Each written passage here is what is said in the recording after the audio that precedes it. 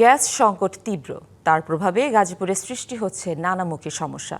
ক্ষতির মুখে পড়েছে ওয়াশিং, তৈরি পোশাক, সিরামিক ও টেক্সটাইল কারখানা।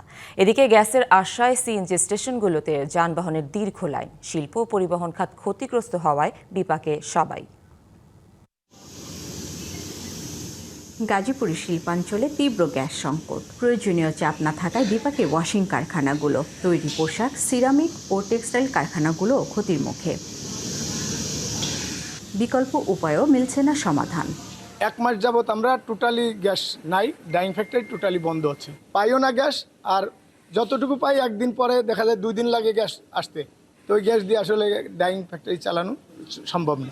এদিকে গ্যাসের আশায় সিএনজি স্টেশনগুলোতে যানবাহনের দীর্ঘ লাইন। সম্প্রতি টঙ্গীতে গ্যাস সরবরাহের দাবিতে তিতাসের আঞ্চলিক বিক্রয় ও বিপণন কেন্দ্র ঘেরাও করে বিক্ষোভ করে এলাকাবাসী। আপনারা জাতীয় গ্রিডের কথা বলবেন, হ্যাঁ, জাতীয় গ্রিডের যে সমস্যা, ওই সমস্যা আমরা রাজি, আমাদের কোনো আপত্তি নাই। কিন্তু ইদানিং কালে গত 2-3 মাস যাবত একেবারেই গ্যাস থাকছে না। গ্যাসের ব্যবস্থা যদি না হয়, বাংলা কিউআর যেখানে, নগদ পেমেন্ট সেখানে।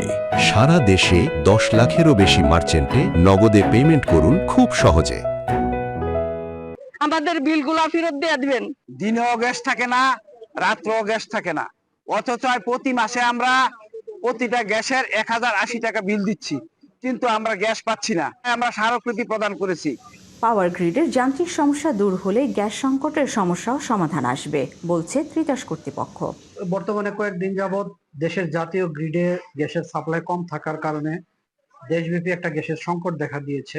যদি এর বাইরে কোনো কারিগরি ত্রুটি থেকে থাকে, তাদের স্মারকলিপি আমরা গ্রহণ করেছি, অতি দ্রুত সময়ের মধ্যে সেটা সমাধান করার ব্যবস্থা করব। একদিকে শিল্প মালিকদের লোকসান, অন্যদিকে সিএনজি চালিত যানবাহনের চালকদের কর্মঘণ্টা নষ্ট। সব মিলে স্থবির হয়ে পড়েছে কর্মজীবন।